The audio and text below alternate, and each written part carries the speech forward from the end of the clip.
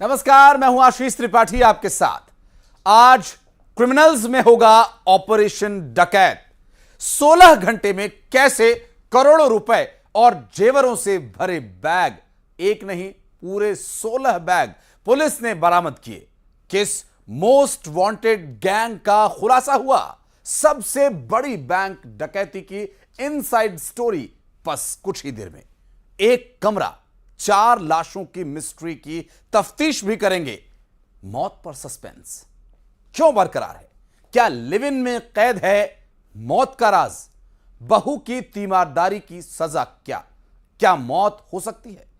एक शहर में ऐसा हुआ, यह जल्लाद औलाद आपके भी रोंगटे खड़े कर देगी, जिसने बेरहमी से मां की ही हत्या कर दी। और दिखाएंगे लाश की तलाश जो नदी में की जा रही है इसी क्रिमिनल्स में।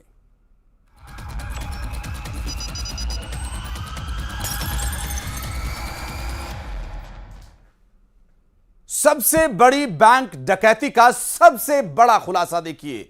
वो तस्वीर भी जब ट्रक ने उगले 16 बैग्स, जिन 16 बैग्स में थे करोड़ों रुपए के सोने के जेवर। रायगढ़ में एक्सिस बैंक में हथियारबंद बदमाशों ने डाका डाला और इस गिरोह ने 7 दिन पहले पूरी रेकी की थी। कैसे बिहार की मोस्ट वांटेड गैंग शेरघाटी ने मचाया था यहां कोहराम। कैसे एक सुराग से खुला इन डकैतों और डकैती का राज। देखिए वो 16 घंटे ऑपरेशन डकैत पर यह स्पेशल रिपोर्ट।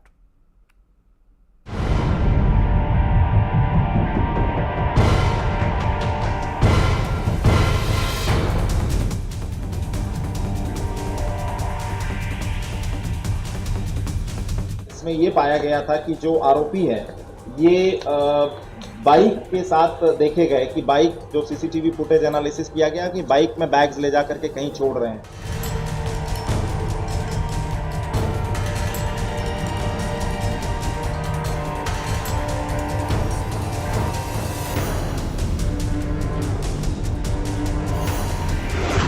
सोलह घंटे, 16 बैग, करोड़ों का राज कैद।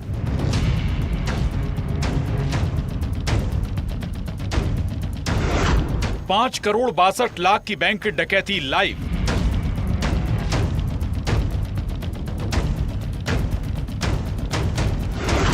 चार राज्यों की पुलिस, 10 बदमाशों की तलाश।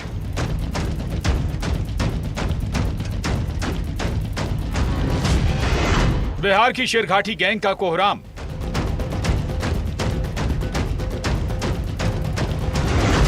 सात दिन से गिरोह कर रहा था रेकी। ट्रक में बोरियों ने उगला करोड़ों का राज। छत्तीसगढ़, झारखंड, बिहार, ओडिशा, 4 राज्यों की पुलिस अलर्ट मोड पर थी। रायगढ़ के ढिमरापुर में एक्सिस बैंक में हुई 5 करोड़ 62 लाख की डकैती करने वाले गैंग को दबोचने के लिए पुलिस महकमे में हड़कंप मचा दिया। जब एक्सिस बैंक में सुबह करीब 8:45 पर बैंक खुला और बैंक स्टाफ के साथ हेलमेट पहने, टोपी पहने, हथियारों से लैस बदमाश गैंग बैंक में दाखिल हुआ। पिस्टल की नोक पर ऐसे हुई थी डकैती। करीब 16 बैग्स में करोड़ों रुपए और सोने के जेवर लेकर ये गिरोह फरार हो गया। कल जैसा आपको मालूम है, एक्सिस बैंक रायगढ़ में सुबह करीब 9 बजे, 9:15 बजे एक डकैती की घटना हुई थी, जिसमें 4 करोड़ 19 लाख रुपए कैश और 1 करोड़ 43 लाख के गहने जो कि डकैतों द्वारा लूटे गए थे, वो घटना हुई थी। लोकल पुलिस अधिकारियों द्वारा पर्याप्त मात्रा में सघनता के साथ चेकिंग की गई। उस दौरान जब हम लोग को थोड़ा सा एक लीड मिला है, उस लीड को हम लोगों ने काम किया। इसमें ये पाया गया था कि जो आरोपी है ये बाइक के साथ देखे गए कि बाइक जो सीसीटीवी फुटेज एनालिसिस किया गया कि बाइक में बैग्स ले जा करके कहीं छोड़ रहे हैं। उसके बाद जो एनालिसिस टीम है उसने और आसपास उसका दायरा बढ़ाया और तकनीकी डिटेल में जाने की जरूरत नहीं है, बहुत सारा दायरा बढ़ाया और फुटेज एनालिसिस किया तो कुछ संदिग्ध गाड़ी के बारे में पता चला। उस गाड़ी को एनालिसिस किया तो गाड़ी का क्रेटा कार एक संदिग्ध हम लोगों को नजर में आई। पुलिस के पैरों तले जमीन खिसकना लाजमी था। आखिर किस गैंग का ये काम था? इस डकैती की वारदात को अंजाम देने के लिए 7 दिन पहले रेकी की गई। 11 सितंबर को एक गाड़ी रायगढ़ से उड़ीसा गई और 18 सितंबर को वही गाड़ी उड़ीसा से रायगढ़ में एंट्री करती नजर आई। तस्वीर साफ थी, ये गिरोह निकला बिहार के गया का शेरघाटी गैंग, जिस गैंग का मास्टरमाइंड निशांत डकैती लूट की दूसरी वारदातों में मोस्ट वांटेड है। ये गाड़ी 11 सितंबर को यहाँ से रायगढ़ से उड़ीसा गई है और 18 सितंबर को उड़ीसा से रायगढ़ में भी प्रवेश की है।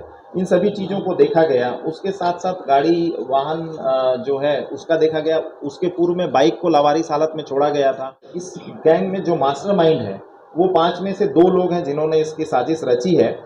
निशांत उर्फ पंकज कुमार महतो उर्फ राजेश दास, ये 32 साल का है। ये थाना परैया गया का है और ये बांका, मगध में शेरघाटी में, चंदन बांका, गिरिडीह और चकाई जमुई डिस्ट्रिक्ट, इन जगहों पे बैंक डकैती पहले भी कर चुका है। अब कैसे ये गैंग ट्रेस हुई? पुलिस ने सीसीटीवी फुटेज खंगाले जिसमें एक बाइक नजर आई जो चोरी की थी, जिस बाइक का इस्तेमाल वारदात में किया गया। इस पूरे मामले में एक क्रेटा कार पुलिस के राडार पर थी, जिस कार में बदमाश मौजूद थे, जिनकी लोकेशन मिली बलरामपुर के रामानुजगंज में। करीब 16 घंटे बाद नाकेबंदी के दौरान कार को रोका गया, जिसके पीछे ट्रक था। ट्रक को रोका गया। ट्रक में बोरियों में बैग्स को रखा गया, जिस बैग में था करोड़ों का माल। रात में हमारी टीम ने वहां पे इंटरसेप्ट किया है और इसमें 5 डकैत जो हैं ये पकड़े गए हैं, जिनको पुलिस ने अभी अभिरक्षा में लिया है और विधिवत इनकी गिरफ्तारी की कार्रवाई वगैरह की जाएगी। कोरबा में 2016 में डकैती के मामले में इस गैंग के बदमाश शामिल थे। वारदात में पुलिस की माने तो 10 बदमाश शामिल हैं। 5 पकड़े गए, 5 की तलाश जारी है। तो ये एक बहुत बड़ा कैच मिला है हमारे यहाँ छत्तीसगढ़ पुलिस को, रायगढ़ पुलिस को। उसके साथ साथ अमरजीत, ये क्रेटा गाड़ी का मालिक है और ये दोनों मिल करके किए हैं। और एक आरोपी है राहुल कुमार सिंह, ये खलासी है ट्रक का। उसके साथ साथ शेष 5 आरोपी फरार हैं। 7 दिख रहे थे, 3 और बाहर थे। नीलेश रविदास हैं, सुनील पासवान हैं, ये दोनों रांची के हैं। और अमित रविदास, ये बिघा गया का है। पवन कुमार बेलागंज गया बिहार का है। विष्णु पासवान, ये टेकारी गया बिहार का है। तो ये इनको पकड़ने के लिए 2-3 टीमें ऑलरेडी डिप्लॉयड कर दी गई हैं और इसमें लगातार कार्रवाई चलेगी। ऑपरेशन डकैत जिसका वॉर रूम था रायगढ़। आरोपियों के पास से एक देसी मेड राइफल, एक कट्टा, 8 कारतूस, क्रेटा गाड़ी JH01FE8641, एक ट्रक ऑडी 09B3677 और आरोपियों द्वारा इस्तेमाल किया गया मास्क, कई चाबियों की जब्ती, बैंक से लूटे गए रुपए, जेवर भी रिकवरी की गई। अभी भी कई राज का खुलना बाकी है। रायपुर से युगल तिवारी, बलरामपुर से सूरज गुप्ता के साथ bureau report, news 18, Madhya Pradesh, Chhattisgarh. एक इलाके में एक घर से 4 लाशें बरामद हुई। जमीन पर महिला और उसके 2 बच्चों की लाश पड़ी थी और उसी कमरे में फांसी के फंदे पर झूल रही थी एक लाश। आखिर एक कमरा और 4 लाशों की यह मिस्ट्री क्या है? खिलौने बेचने वाले उस शख्स की जिंदगी क्यों बन गई खिलौना?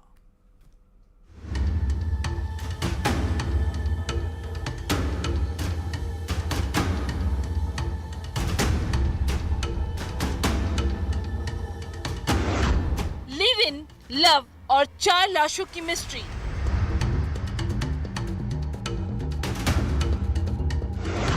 एक कमरा, 4 लाश, कई सवाल। मासूम बच्चों का कत्ल क्यों? क्यों उसने मौत को गले लगाया?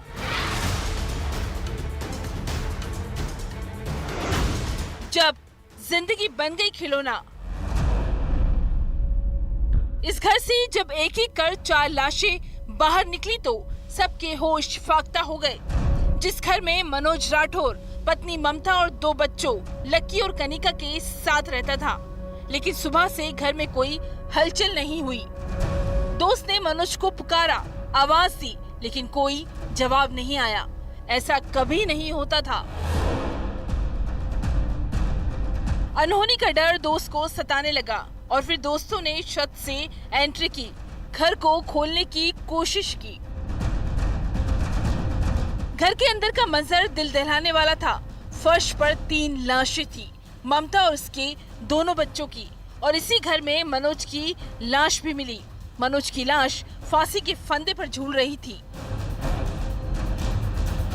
मौके वारदात पर पुलिस की टीम पहुंची। उज्जैन के जीवाजीगंज थाना इलाके के जानकी नगर कॉलोनी में आखिर ऐसा क्या हुआ कि पूरा परिवार ही खामोश हो गया। लगभग 12 बजे लगभग दोपहर में एक सूचना मिली थी कि जीवाजीगंज थाना क्षेत्र के अंतर्गत महावीर नगर कॉलोनी में एक घर में 4 डेड बॉडीज़ हैं। सूचना के उपरांत हम लोग यहाँ पर मौके पर पहुँचे। वरिष्ठ अधिकारी महोदय, पुलिस अधीक्षक महोदय और अन्य वरिष्ठ अधिकारी भी मौके पर उपस्थित हुए और उन्होंने घटनास्थल को देखा। घटना जो स्थल को देखने के बाद मालूम पता है कि जो मृतक है एक मनोज करके हैं, जो रेहड़ी का ठेला लगाते हैं। उनके साथ में उनकी एक वाइफ है ममता और उनके 2 बच्चे हैं, एक लकी और एक बेटी है कनिका। फॉरेंसिक एक्सपर्ट ने जब सीन ऑफ क्राइम का मौका मुआयना किया तो ममता और बच्चों की लाश जिस तरह से मिली, दम घुटने से उनकी मौत होना बताया गया है। क्या गला घोटकर तीनों की हत्या की गई? मनोज की लाश फांसी के फंदे पर झूल रही थी। तो सवाल है कि क्या मनोज ने ही ममता और बच्चों की हत्या की, फिर सुसाइड कर लिया? जांच जारी है। मौके से पुलिस को कोई सुसाइड नोट बरामद नहीं हुआ है। घटनास्थल का बारीकी सूक्ष्मता से निरीक्षण करने पर वहां पाए गए भौतिक एवं परिजन साक्ष्यों के आधार पर जो मृतक नीचे लेटे पाए गए, उनकी मृत्यु प्रथम दृष्टया वहां पाए गए भौतिक एवं परिजन साक्ष्यों के आधार पर स्टिमुलेट करके उनकी मृत्यु कारित किया जाना प्रतीत होता है। और जो जेएनएच से ब्लड की स्थिति में पाया गया, वहाँ परिजन साक्ष्यों के आधार पर प्रथम दृष्टया उसकी मृत्यु फांसी से होना प्रतीत होती है। फिर भी मृत्यु का स्पष्ट कारण जानने के लिए चारों को रवाना किया गया पीएम के लिए। आखिर एक कमरा और 4 लाशों की ये मिस्ट्री क्या है? मृतक मनोज के परिवार वालों की माने तो मनोज की माली हालत ठीक थी। आस पड़ोस में रहने वालों का कहना है ना तो लड़ाई झगड़े की उन लोगों ने आवाज सुनी। कहीं भी नहीं परेशानी थी, अच्छा था, बढ़िया मस्त। एक दिन में 10,000 कमाए तब भी कहीं नहीं कमाओ, ऐसा छोड़ो कमाओ। खिलौने की दुकान पे भैया ऐसे अभी मतलब जैसे खिलौना बेचते नहीं, दिन भर एक दिन में इतना पैसा आता था, ओके फुग्गा डेकोरेशन करता था।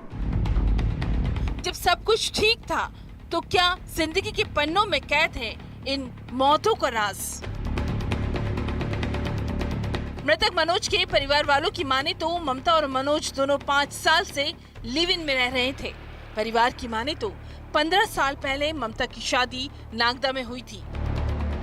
पति मारपीट करता था, इसलिए वो इस प्रताड़ना से तंग आकर उज्जैन आ गई। 2017 में मनोज की भी शादी हो चुकी थी। पत्नी मानसिक रूप से बीमार थी, इसलिए मनोज ने उसे छोड़ दिया। ममता और मनोज दोनों लिव इन में रह रहे थे। अभी मौके पर एफएसएल टीम आई है और वो मौके का घटनास्थल का निरीक्षण कर रही है और पोस्टमार्टम के उपरांत ही कुछ कह पाना संभव होगा, जिसमें मृतक जो मनोज है उनकी बॉडी जो है हैंगिंग स्टेज में मिली है और बाकी जो 3 बॉडीज हैं वो जमीन पर मिली है। ऐसे में सवाल है कि आखिर इन मौतों का सच क्या है? खिलौने बेचने वाले मनोज के परिवार की जिंदगी क्यों बन गई खिलौना? उज्जैन में अजय पटवा के साथ bureau report, news 18 Madhya Pradesh Chhattisgarh. आपने रिश्तों के कत्ल की कई वारदात के बारे में सुना होगा, देखा होगा, लेकिन इस जल्लाद औलाद के कहर की जब आप दास्तां सुनेंगे तो यकीनन सिहर उठेंगे। बेटे की बर्बरता जो निशक्त बेबस मां की गर्दन पर पैर रखता है और उसे पीटता है, बाल से पकड़कर खींचता है और फिर उसकी जान ही ले लेता है। हत्यारा बेटा कहता है कि उसने 500 रुपए के लिए अपनी मां की जान ले ली, लेकिन बहू ने किया कत्ल का चौंकाने वाला खुलासा।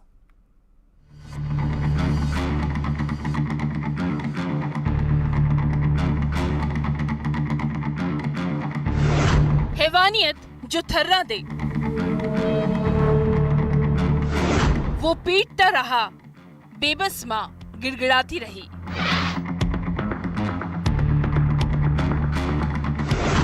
जल्लाद औलाद का कहर।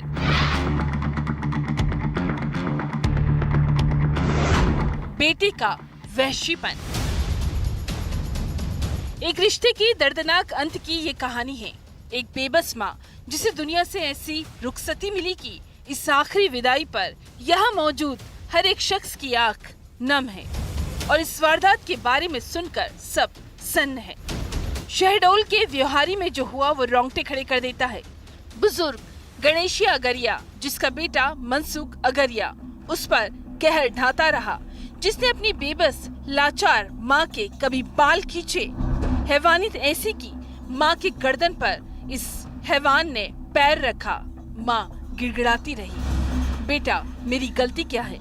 लेकिन ये औलाद तो जल्लाद बन चुका था, जिस बेटे ने हैवानियत की सारी हदें पार कर दी और माँ को बाल से पकड़कर सिर के बल ऐसे पटका कि गणेशिया हमेशा के लिए खामोश हो गई। मारत रहे मातरम का हम एक सरार का तही न भेजे, मोर मेरी एक तही न भेजे, व्यवहारी तही न भे दाई एक पर तो मोही फिर मार के फिर मोही कात नहीं कहा या दाई के लाई जा हमारे जेठ कात नहीं बढ़े जा। बहू अपनी सास को बचाने आई, लेकिन तब तक बहुत देर हो चुकी थी।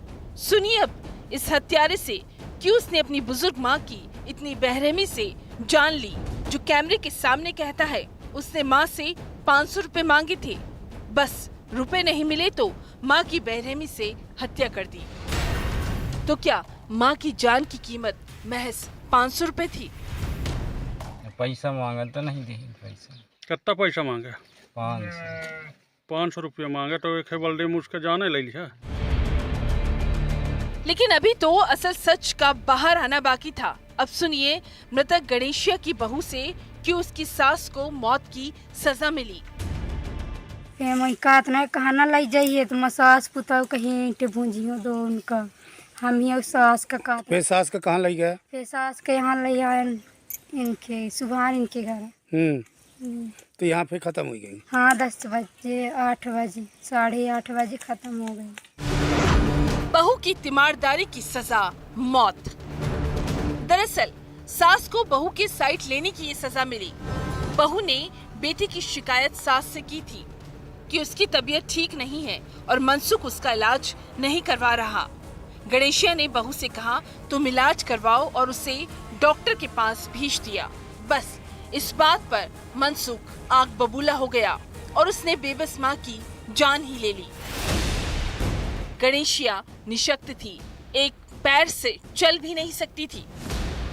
जिस बेटे को बुढ़ापे का सहारा होना था, उसने माँ का ही बेरहमी से कत्ल कर दिया। शहडोल में सौरभ पांडे के साथ bureau report, news 18 Madhya Pradesh Chhattisgarh. और बेटे की मां की हत्या कर देने का यह मामला वाकई चौंका देने वाला था और महज 500 रुपए के लिए मां की हत्या कर देने का ये ख्याल और उसके लिए हिम्मत आखिर इस साला कैसे आती है, ये सोचने का विषय। बहरहाल ये अपराध जगत की वो खबरें थी जो आपको सतर्क करेंगी, उम्मीद है। और अब इस क्रिमिनल्स में फिलहाल एक छोटे से ब्रेक के लिए हम रुकेंगे, लेकिन कल फिर हाजिर होंगे अपराध जगत की कुछ और खबरों के साथ। नमस्कार।